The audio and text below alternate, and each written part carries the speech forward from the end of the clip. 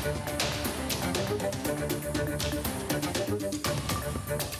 a look at what happened.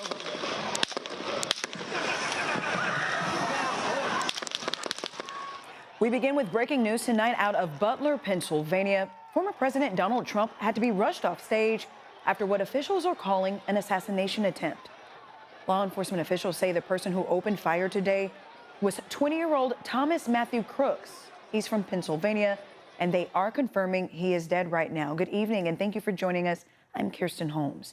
The Secret Service says former President Trump is safe. In a social media post, the former president said he was hit by a bullet in the top part of his right ear.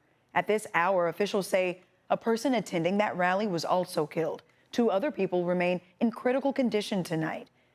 At 11, we have the latest on this developing situation from Pennsylvania. We'll hear from a security expert on what goes into rallies like this one. We'll also take a look at what people nationwide were saying on social media moments after this shooting.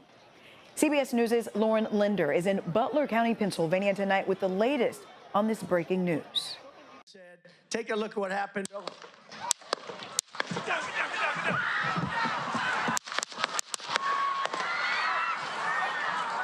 Secret Service agents rushed former President Donald Trump off stage after shots were fired, moments after he began speaking at a Saturday evening rally in Butler County, Pennsylvania. We had what we're calling an assassination attempt against our former president, Donald Trump.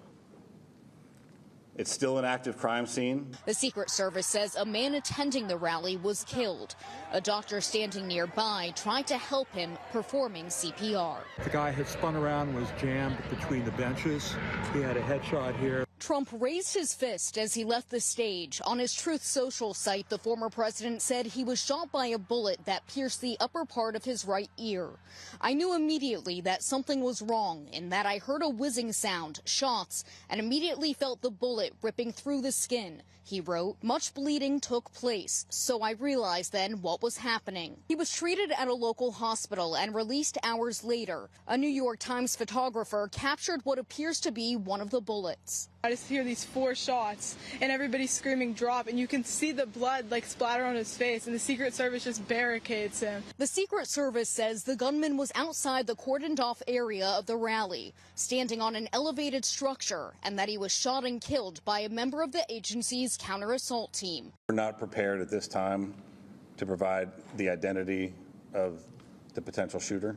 We're in the process of doing the confirmation. Some rally attendees say they tried to warn police after spotting the suspect. There's a guy on the roof with a rifle, and the police were like, huh, what? You know, like they didn't know what was going on. A large number of Secret Service agents is in Milwaukee right now ahead of the convention. They're trying to piece together what happened here in Butler. President Biden spoke a couple hours after the shooting. There's no place in America for this kind of violence. It's sick. It's sick. The president left Delaware tonight to return to the White House. He spoke to Trump after the shooting. This was Trump's last rally ahead of next week's Republican convention in Milwaukee. He was taken away in a motorcade and again held up his fist as he got into his SUV. Lauren Linder, CBS News, Butler County, Pennsylvania. The Department of Homeland Security Secretary Alejandro Mayorkas says the agency is now working with the Biden and Trump campaigns to take every possible measure to keep them safe during campaign events. CBS 8's Alex Lai spoke with a security expert who shed some light on the challenges Secret Service faces at political rallies. Right now, there's more questions than answers regarding security at the event. There's talk of where the shooter could have been and if Secret Service failed in their duty. I spoke with a security expert to find out more. You've got snipers on the roof, and you've got plainclothes people in the crowd. You've got layers and layers of security. Sean Van Diver is the founder of the San Diego chapter of the Truman Security Project. He has years of experience in national level security. Van Diver says at typical high-profile events, there are layers of security. You would see things like access controls, right? Even further out from the event, you would see roadblocks, and then Secret Service or law enforcement or private security managing those roadblocks, checking your access to get in. Are you supposed to be here for this event? You'd see people on lists. You'd see badges. You'd see checks for people that are going to get close to the president. All those people behind the president on the stage, President Trump would have been background checked. He says at these types of rallies, a potential attacker would not even have to enter the event. There's a perimeter and there's buildings all around potentially. If this is in an urban environment, I don't know much about the environment that it was in, but there's any number of buildings or other adjacent venues that it could have been at.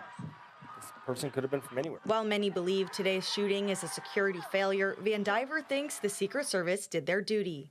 You can't stop every attempt at violence, every attempt at anything. And I would say that they succeeded today, right? The president is okay. The shooter's dead, and unfortunately, we've lost at least one attendee. As far as security at future events, Van Diver thinks once they figure out what the failure was here, they'll make sure it doesn't happen again. I'm Alex Lai for CBS 8. Thank you, Alex. Meanwhile, people across the country took to social media to react to today's violence. CBS 8's Esmeralda Perez has stayed up to date with the latest on X. She joins us in studio with reaction. Reaction is echoing throughout the nation. I'll take you to X, where there's been nonstop posts since this whole situation unfolded. First, let's start off with former President Barack Obama saying in part, "There is absolutely no place for political violence in our democracy. Although we don't yet know what exactly happened, we should all be relieved that former President Trump wasn't seriously hurt." Let's take things over to Elon Musk, who took advantage of this moment to endorse Trump and wish him a rapid recovery. Now on to California Congresswoman Sarah Jacobs, who expressed, "I'm wishing President Trump and all those who were injured a speedy recovery. Those responsible for violence at President Trump's rally must be held accountable." And here locally, County Supervisor Nora Vargas made a post saying, "There is no place for gun violence in our country, yet our children and families continue to witness tragic events like today. I condemn the terrifying shooting at today's campaign rally, and violence should never be tolerated."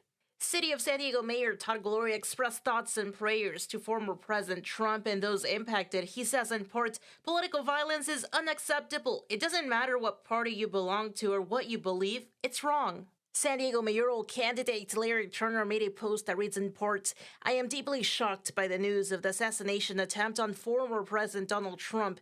This is a reprehensible act that has no place in our society regardless of political beliefs or affiliations." Of course, you can follow us on all digital platforms for the latest news at CBS 8. Reporting in studio, I'm Esmeralda Perez, CBS 8. Thank you, Esmeralda. Stay with us on CBS 8 News as we continue to follow this breaking news story. We'll hear thoughts from local leaders following the shooting and what this means for the Republican National Convention that is set to start on Monday.